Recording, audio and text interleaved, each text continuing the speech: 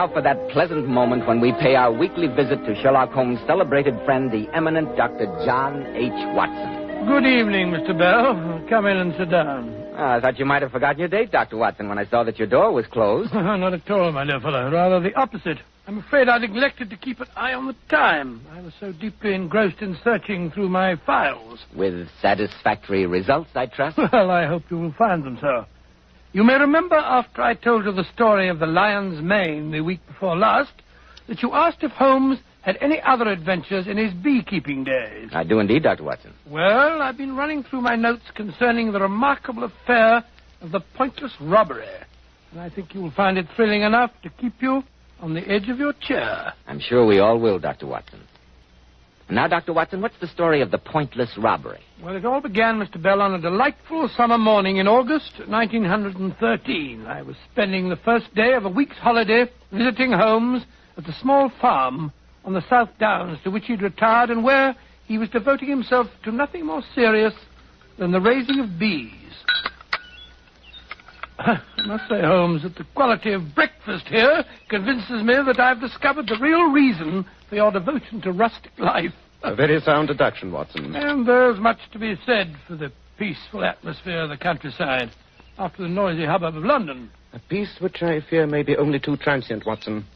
I suggest that you omit reading the morning paper during your stay. Oh, that talk of war in Europe, you mean? Nonsense, Holmes. In this year of our Lord, 1913, no civilized nation would dream of resorting to the outmoded fallacies of armed force. I trust you're right, Watson. I trust you're right. But, I say, Holmes, you've got a visitor. Somebody's coming up the path. It's Mr. Kenmore, the rector of our local church. Another donation is indicated, no doubt. It would take the national budget to keep the church's ancient organ in good repair.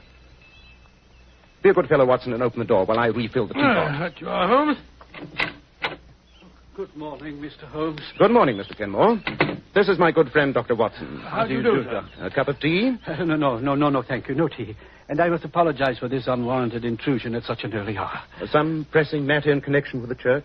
No, Mr. Holmes. The cause of my visit is a most mysterious and disturbing occurrence which took place at my residence last night. Oh, really? I suppose you give me the facts. No doubt it will seem a minor matter to you, but I feel considerable agitation over it. Briefly, at some time last night, the rectory was broken into by thieves who ransacked the entire house, with the exception of the rooms in which my daughter Alice and I were sleeping. Gracious me. And what was stolen? Nothing. Nothing whatever. Was the thief frightened off? No, Mr. Holmes. We knew nothing of it until Alice came downstairs this morning to prepare my breakfast. She found the house in a state of the utmost confusion, obvious signs of forcible entry, and not a single thing missing. Odd. Very odd. I hesitate to ask you, Mr. Holmes, to concern yourself with such a trifle, but you know our worthy constable, Tom Wilson. Yes, an excellent man when it comes to unlighted bicycle lamps, but beyond that... come, Watson, let's accompany Mr. Kenmore to the rectory and see what we can discover.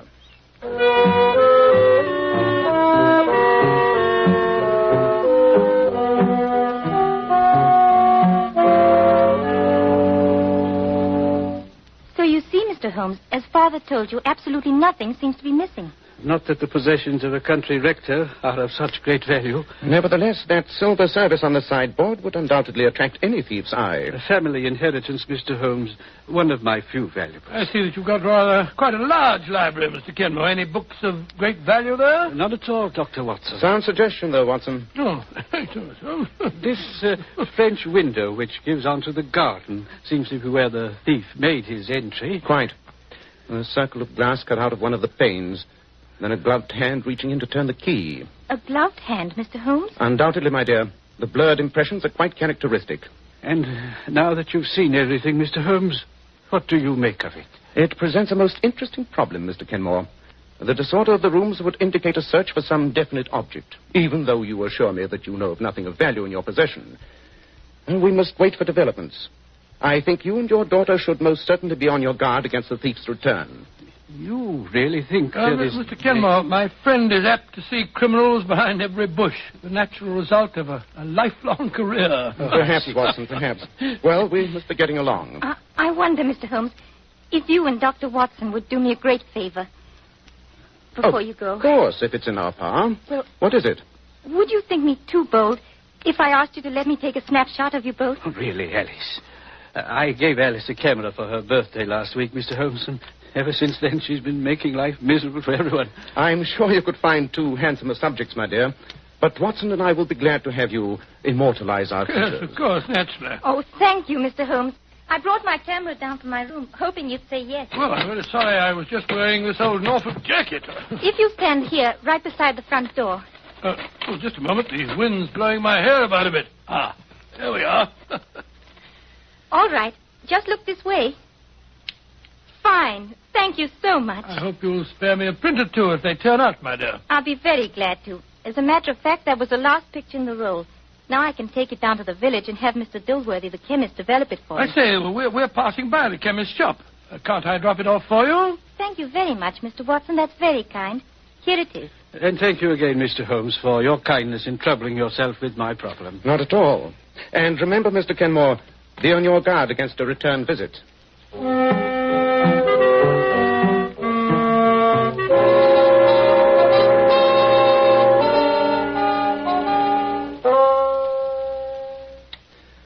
Looks to me as though you're falling asleep over your book, Watson. What's it? Well, I must admit, Holmes, that the combination of country air and that excellent dinner had a very soporific effect on me. Oh, don't apologize. We country dwellers keep early hours. Certainly different from the old days in Baker Street. I'm surprised that you don't miss the excitement of the chase, Holmes.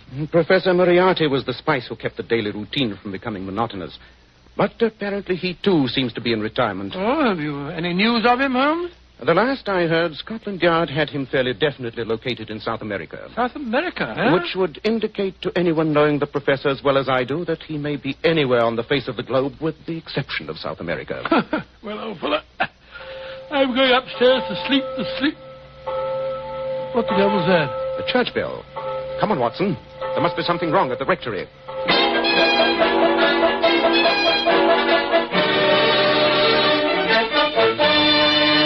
And I thought the quickest way of raising the alarm, Mr. Holmes, was to sound the church bell. Very wise. Tell me, Mr. Kenmore, what was the first thing you heard? A sharp cry from my daughter awakened me, followed by a thud.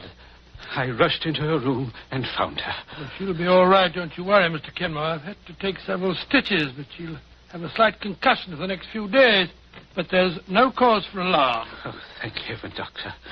When I rushed in and saw her lying on the floor... Her assailant had fled by the time you entered? The open window showed only too clearly the miscreant's path. Well, you keep her in bed for a few days, give her a light diet, and she'll be right as rain. Oh, that face. The window. Well, she's semi-conscious, poor girl, to be quite expected after such a blow. No, don't touch me. Please. It's there. There on the shelf. No. The sleeping draught that I gave her will take effect soon. I blame myself, Mr. Holmes, for not having paid more attention to your warning. But That's of no importance now, Mr. Kenmore. What's that? Someone at the door. Pardon me. Wilson, high time you got here. You received my message? Oh, take your message as it brought me here, Mr. Kenmore. We're the constable, Watson. There's been worse things happening in the village. What is it, Wilson? Oh, good evening, Mr. Holmes. Well, there's fair devil's work afoot tonight. Well, come, my man. What's up? Well, it's Mr. Dilworthy, the chemist. Well, what about him? In his rooms where he lives, back of his shop. Dead. Oh, lying there on the floor with his head crushed in something savage. Dilworthy? Oh, horrible. Some prowling thief. No. Oh, no, sir. With the cash box sitting there in plain sight. With £4 and some odd shillings plain to see and not a penny touched. Dilworthy. Wait a moment. The ransacking of this house, the attack on Miss Alice, and now this. There's only one common denominator which applies to all three. I don't understand, Mr. Holmes. That film from Alice's camera, Watson. After we left here this morning and went to the village, you left it at Dilworthy's? Of course, it's got a... matter of fact, Holmes, I'm afraid I forgot all about it. Here's the roll in my pocket. I must apologize to Miss Alice. Not a bit of it, Watson. What do you mean, not a bit of it, Watson? I'm convinced that roll of film holds the solution of the mysterious events of the past 24 hours. And due to your convenient lapse of memory, we are in possession of the prize. But what prize are we in possession of? That, Watson, remains to be seen. Come, we just have time to catch the late train for London. A visit to Scotland Yard's laboratory will reveal the precious secret which that film is evidently concealing.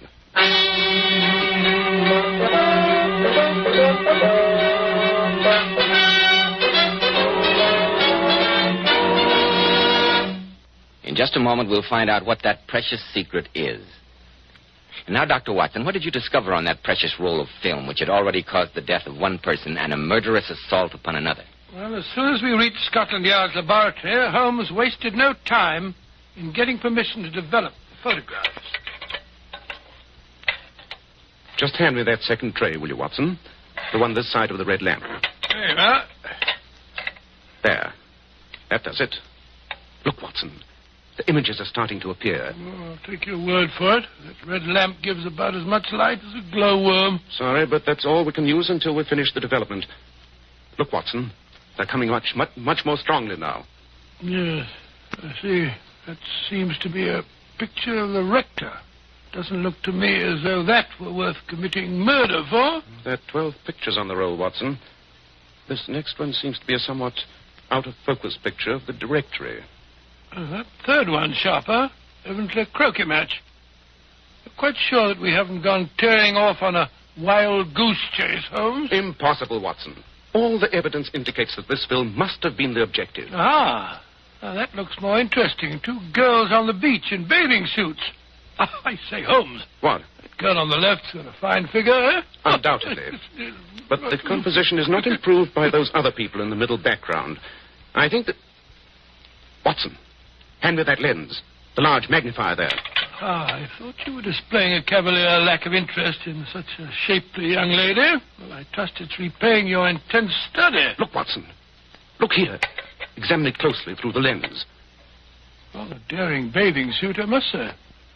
Has no sleeves. Not the girl, you idiot. What? The girl? The two men in the background. Oh. Take a good look at that one on the right. Oh, there's certainly something familiar about him. Holmes, it can't be. But it is, Watson. Beyond any shadow of doubt. Professor Moriarty himself. And no nearer to South America than the beaches of England. But I don't see why Moriarty should have been so anxious to secure this film. After all, Holmes, there's nothing particularly damning in a photograph of two men seated on a beach. When one of them is the world's most notorious criminal, and when he's quite ready to commit murder to regain the film. Watson, ask the inspector to call us a car. Where are we going? You and I and this precious film are paying a visit to Sir Edward at the Foreign Office at once.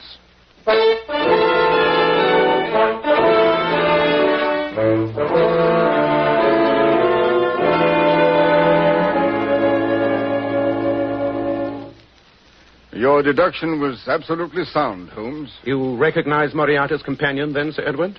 Beyond any question.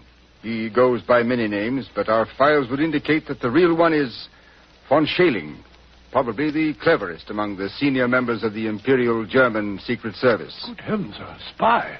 Yes, precisely, Dr. Watson.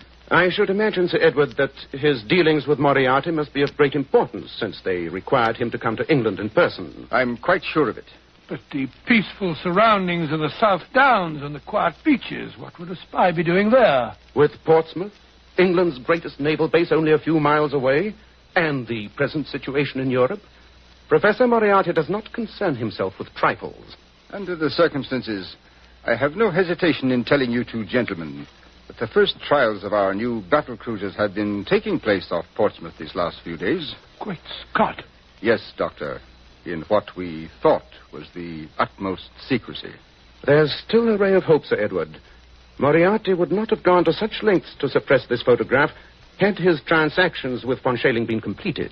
Do you mean, Holmes, that there may still be time to forestall him? Dr. Watson and I will do whatever is in our power, Sir Edward.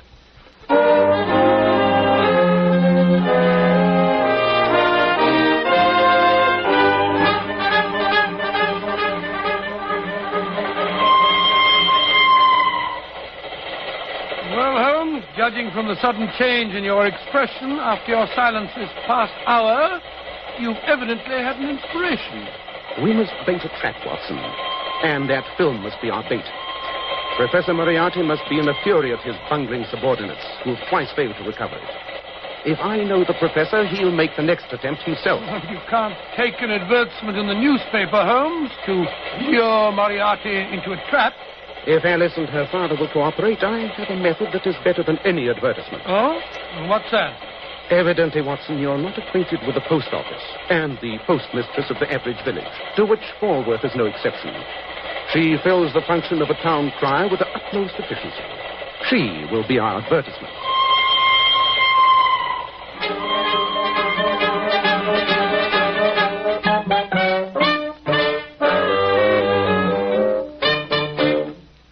Well, good morning, Mr. Kenmore. And how are you this fine morning? And how is poor Miss Alice coming along? Very well indeed, thank you, Mrs. Roberts. Ah, that's a blessing. And what can I do for you today? A shilling's worth of penny stamps, please. I do hope the young lady will be up and about again soon. We miss her cheery face. You know, Mrs. Roberts, there was an odd thing about that robbery at the rectory. What was that? All the intruder took was Alice's camera Fancy that. after he struck her down. Not a very valuable bit of loot. No, indeed. Alice is glad she happened to remove the film that very afternoon. It's still on the library desk. Is it really now? I must remember to have it developed. Well, it's a mercy that nothing worse happened. Oh, I almost forgot. Here's your stamps, Mr. Kenmore.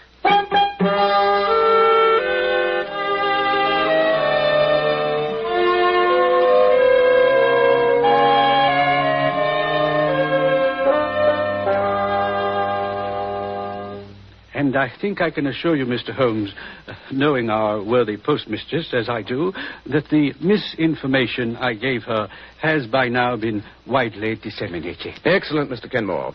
And I appreciate what you and Alice have been willing to risk on behalf of your country. At least the falsehood I told was in a worthy cause.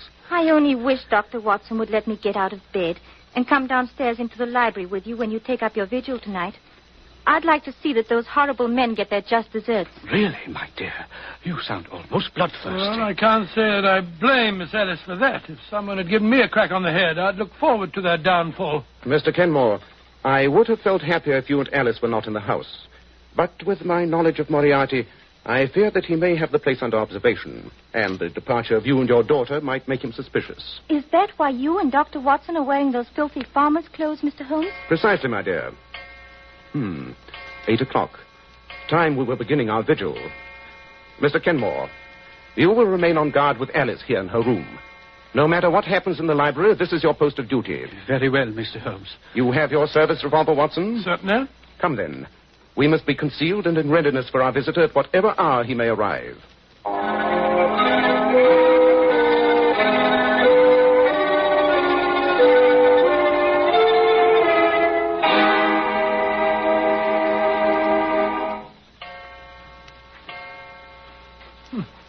Only 2 o'clock. I'm so cramped from standing behind these curtains that I thought it must be the morning. What price the peaceful countryside now, Watson? Well, I must say that... Quiet. What is it? A faint sound on the gravel path. It might be a nocturnal animal or... No. There it is again. Footsteps. Is your gun ready, Watson? Ready, Holmes. He'll probably come through the French windows. It's the most inviting entrance. On your guard. Cutting up a pane of glass.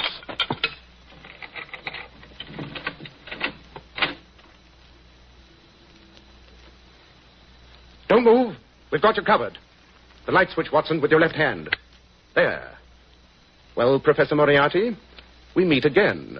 If it isn't Mr. Sherlock Holmes and Dr. Watson. Keep that gun on him, Watson, while I see if he's carrying a weapon. And render myself liable to a long prison sentence.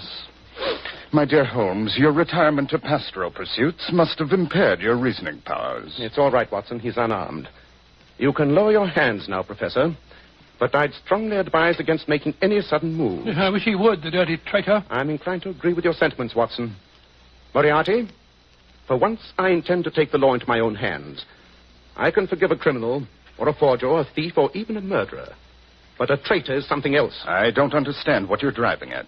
Certain backward Balkan countries, Moriarty, have an extremely convenient system of disposing of unwanted prisoners. They are invariably shot while attempting to escape. You wouldn't dare. You who have always stood on the side of the law. Have you ever known me to break my word? I assure you, Moriarty, that unless you consent to turn over von Schailing to us, together with any information you have for him, You will be dead by the time I count 10. And I promise you that Watson won't hesitate either. Yeah, you bet I won't, Holmes. Take your choice, Moriarty. 1, 2, 3, 4. All right, Holmes. You win. This time. A wise decision. Where were you to meet von Schailing? And what were you to deliver to him? At midnight tomorrow, on a beach 6 miles south of here. He has a rendezvous there with a submarine that is to take him back to Germany. And the figures on the new cruisers are hidden at my lodgings in Portsmouth. We'll keep that appointment with von Schailing tomorrow night. And to make sure that you have no chance for further treachery, you'll remain with us until he's in our hands.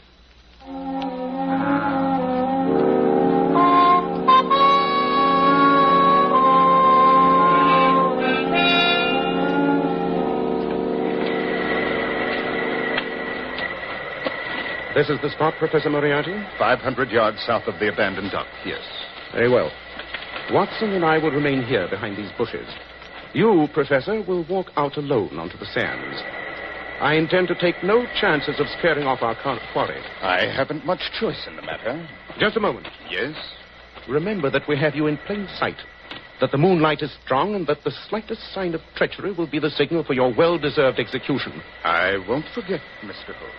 I hate to think of his going scot-free, Holmes. You cannot hate it more than I do, Watson. But letting him go free is a cheap price to pay for the scotching of his plans and the capture of von Schailing. Here comes a car. This must be von Schailing. No one else would be on this deserted road at this hour of night. Oh, the car's stopping. There's only one man in it. He's getting out. It is von Schailing. Ah, Herr Professor. I knew I could depend on you. Right, Watson. Put up your hands, you. The devil... Look out, Watson! Quick work, Watson. Oh, curse you, Moriarty. You have betrayed me. Precisely, Herr von Schailing. But why should the fact that a traitor will engage in a double betrayal surprise you? He'll be all right, Holmes. Barring a nasty flesh wound in his leg. Well, Mr. Holmes, you have the papers and the spy. I've kept my part of the bargain. Now you keep yours. Don't worry, Moriarty, I shall. But you can count yourself lucky that the stakes for which we were playing were far more value than your traitorous life. I promise you that next time we meet, you will pay your long overdue reckoning. I shall look forward to it. Au revoir. Till our next meeting. What infernal cheek. I hate to see him go free. No more than I do, Watson. Well, at least we've had the best of the bargain. Now let's load our prisoner into the car. And who are you, anyway? The devil? Oh, hardly so eminent a personage, von Schailing. My name is Sherlock Holmes. So, I might have guessed. Oh. He's fainted. Oh, just as well, perhaps. Here, Holmes, we'll put him in the back seat of the car.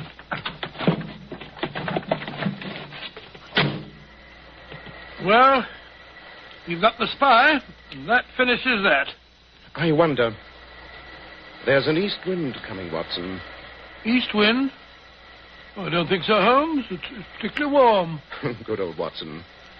You're the one fixed point in a changing age. There's an east wind coming all the same. Such a wind as never blew on England yet. It will be cold and bitter, and a good many of us may wither before its blast. But it's God's own wind nonetheless, and a cleaner, better, stronger land will lie in the sunshine when the storm has cleared.